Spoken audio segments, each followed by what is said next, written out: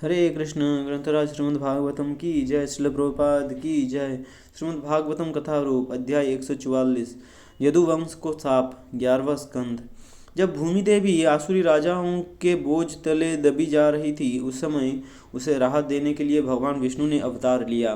बचपन से ही भगवान श्री कृष्ण ने अनेक असुरों का वध किया और फिर पांडवों के माध्यम से भगवान ने कुरुक्षेत्र में महाभारत रचा, जिससे उनकी सत्ता को ठुकराने वाले सारे दुष्टों का धरती से सफाया हो गया।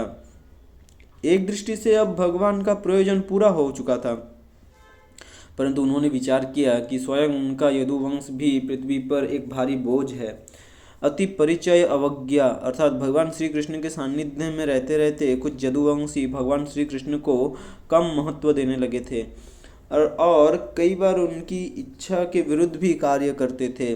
साथ ही ये भी निश्चित था कि भगवान श्री कृष्ण के धरती से अप्रकट हो जाने के बाद शक्तिशाली यदु उनके विरह को सह नहीं पाएंगे और पृथ्वी पर उत्पात मचा देंगे।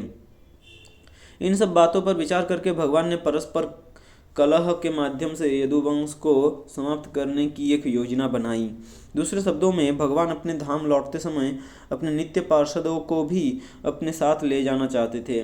कुछ ही दिनों में वसुदेव के घर यज्ञ करने के उद्देश्य से नारद, विश्वामित्र, दुर्वासा, भृगु, अत्रि और वशिष्ठ जैसे महान ऋषि द्वारका आए।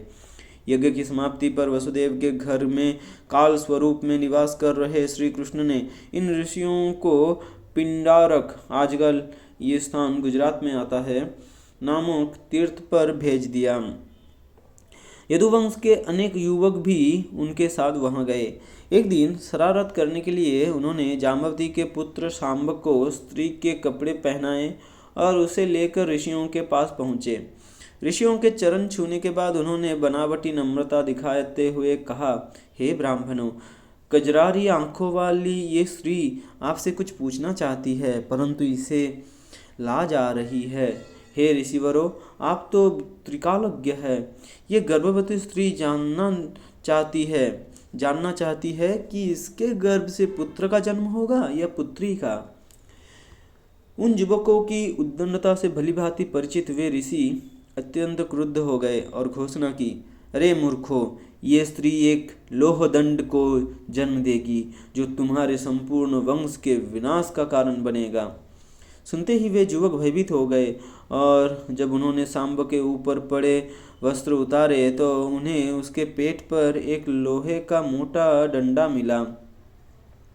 देखते ही उनके होश उड़ गए और वे चिल्लाए, हाय, ये हमने क्या कर दिया?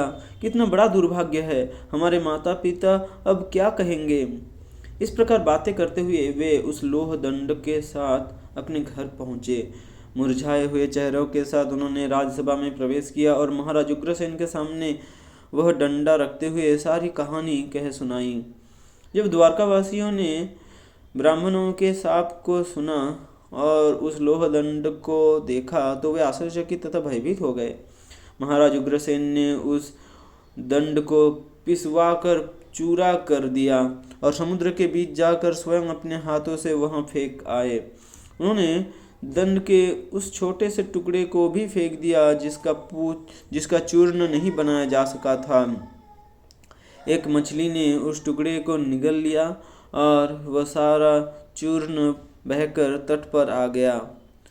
उसके प्रभाव से वहां उगने वाली घास अत्यंत नुकीली और लोहे की तरह कठोर हो गई। जिस मछली ने वो लोहे का अंतिम टुकड़ा निगला था, वो एक मछुआरे द्वारा पकड़ी गई। उसके पेट से निकला वो टुकड़ा जरा नामक एक शिकारी के पास पहुंच गया और उसने उसे अपने एक बाण की नोक पर लगा लिया। ये सब भगवान की इच्छा से हो रहा था। वे पूरी दुनिया को दिखाना चाहते थे कि चाहे कोई व्यक्ति उनका सगा संबंधी भी क्यों न हो, यदि वह शुद्ध भक्तों के प्रति अपराध करेगा तो समूल नष्ट हो जाएगा। ये सब भगवान की इच्छा से हो रहा था। वे पूरी दुनिया को दिखाना चाहते थे कि चाहे कोई व्यक्ति उनका सगा संबंधी भी क्यों न हो, यदि वह शुद्ध भक्तों के प्रति अपराध करेगा तो समूल नष्ट हो जाएगा। हरे कृष्ण।